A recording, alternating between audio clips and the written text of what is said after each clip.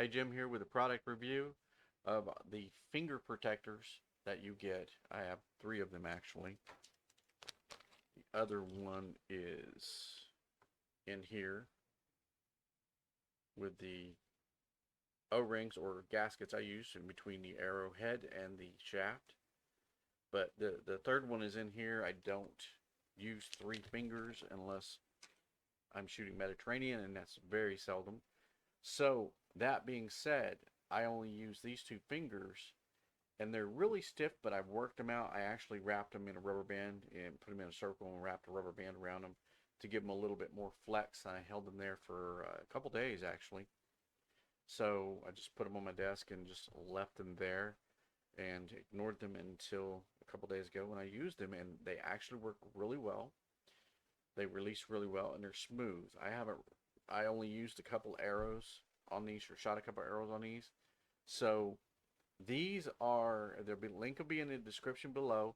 These are very, very good to use um, when you're using a heavier bow. So I have a 50-pound bow, but I already have finger protectors on the string, and that works really well. But that only lasts so long, and I'll have to replace that, just like I will the string. So that being said, on a heavier bow, 50 pounds, 60 pounds, you're going to need better finger protection. 40, 45. I didn't use any finger protection in yesterday's shoot when I shot the arrows, and I was shooting 300 grain field points out of 50 yards.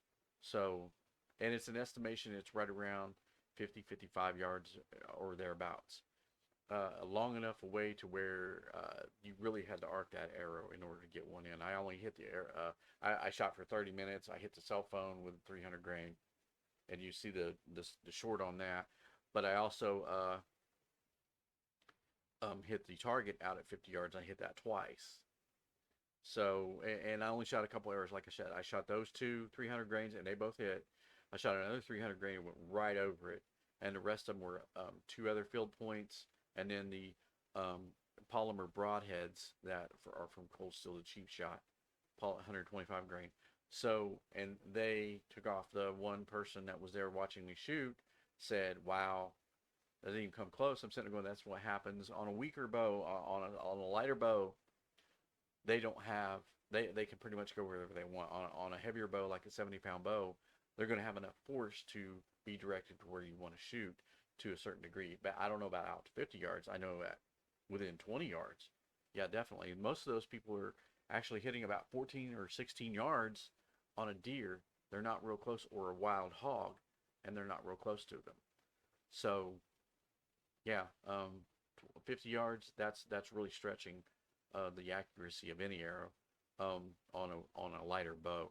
So that being said, using protection, I will be making another video later because there's other things that I'm going to get for the channel and use them and see how well they work. I've shot about 10 arrows on this, I think, on these finger protectors on the other bow, and I've also used the Mongolian horse bow, which is 56 to 58 pounds at maximum draw.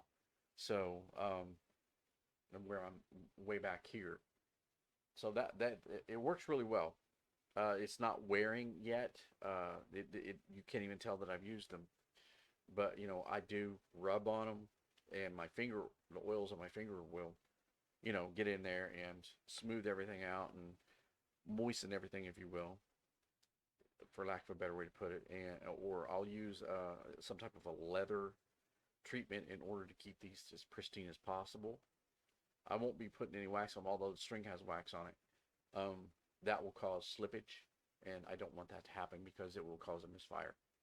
And in certain instances, that could be dangerous, for lack of a better way to put it. Safety first. So these are actually really nice. I'm going to put a link in the description below. These come in black, and then they come in two shades of brown, or a light beige color and a darker brown color, which are really cool. I'm definitely going to get the other set too, and they're less than $10. So remember, budget archery. We want to be able to have or afford certain things. So, but I'm also going to put a link in the description for the broadheads. Those are about, I think, $11 or $12 for six of them. And I could be wrong on the price because I've purchased so many things under $15 here recently, it's hard to keep track. So, that being said, and they slide off really easily. They do, even though you don't have to have these on there super tight. Although I did have one slip off with the string, I think it may have caught. So, but that was on me for not cinching it down better, because these are actually cinch. You can cinch those down pretty easily, and you just pull up like you would a shoe, tying a shoe, and then you get as tight as you can around as comfortably as possible around where the strings are or everything. So, just work with it. And when you get these, because I know you're going to want to buy them because they work really well. I like them.